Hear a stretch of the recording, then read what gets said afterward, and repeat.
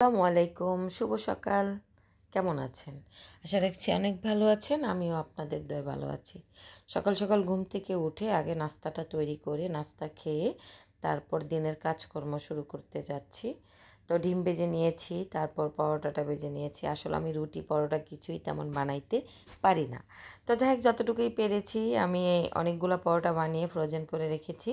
তো এখানে গ্যাসের চুলায় আগুন এতটা কম ছিল, ভালোভাবে ভাজা হয়নি।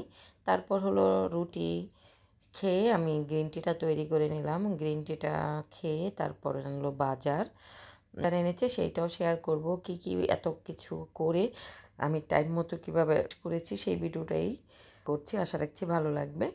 আসলে সব কিছু আমি তুলে ধরতে পারিনি, কারণ হচ্ছে এক হাতে ভিডিও করতেছি, এক হাতে সব কিছুই হচ্ছিল। আর হেল্পিং হ্যান্ড আসতে আসতে আমার প্রায় 1টা বেজে গেছে। আমার বাজার এনেছে 10টায়।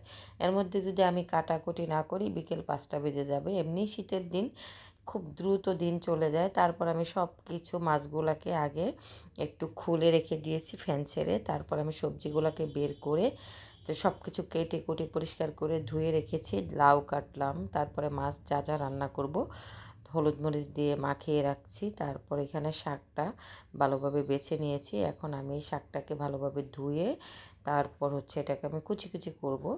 তো এটা হচ্ছে সবজি, সকালে রুটি পরোটা যে যাই খাই সেটা খাওয়ার জন্য আমি 2-3 দিনের একটা সবজি করে রাখি। এইখানে চিংড়ি মাছটা রেখেছি, আমি লাউ দিয়ে রান্না করব আর কলমি শাক রান্না করব সেজন্য। তো শাকটাকে আমি ভালোভাবে ধুয়ে পরিষ্কার করছি, 3-4 বার ধুয়ে নিয়েছি। যেহেতু এটা শাক অনেকবার ধুইতে হয়, ভালোভাবে ভাজতে হয় খুব সুন্দর করে। মাছটাকেও আমি এখানে পোয়া মাছ ভেজে নিচ্ছি। একটু হালকাভাবে ভেজে নিলে মাছটা দো পেঁয়াজু ভাঙে না। তো যাই হোক, চুলার আগুন যখন বেড়ে গেছে আমি যেই রান্নাগুলো তাড়াতাড়ি হয় এটা রান্নাই মানে শেষ করার চেষ্টা করছি। তো আমার দেখা যায় যে দো পেঁয়াজুটা হয়ে গেছে। এখন আমি চিংড়ি মাছটাকে ভালোভাবে মশলার সঙ্গে কষিয়ে আমি করে নিচ্ছি। কলমি শাকটাকে ভালোভাবে রান্না করে নিচ্ছি। তো কলমি শাকও আমার প্রায় হয়ে যাওয়ার পর তাড়াতাড়ি আগুন বেড়ে যাওয়ার পরে গ্যাসের চুলায় আমি লাউটাও তাড়াতাড়ি বসিয়ে দিয়েছি। জানি না কয়দিনে এরকম আরাম করতে পারবো। অলরেডি শুরু হয়ে গেছে চুলায় আগুন চলে যাওয়া। তারপর আমার রান্নাবান্না শেষ করেছি। সব কিছু আজকে আমি তুলতে পারিনি। অনেকগুলো মাছ কেটেছি, সবজি কেটেছি, সব কিছুই নিজে নিজে করেছি। শুধু হেল্পিং হ্যান্ড এসে পেঁয়াজ কাটাটা পেয়েছে, আমি রান্না স্টার্ট করেছি। লাউ রান্না হয়েছে, আমার সবজিটাও আমি ঠান্ডা করছি। মাছ, তারপর আগের ডিম ছিল।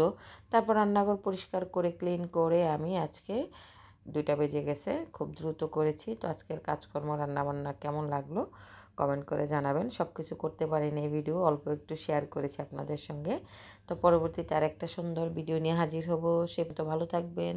আল্লাহ হাফেজ, আসসালামু আলাইকুম।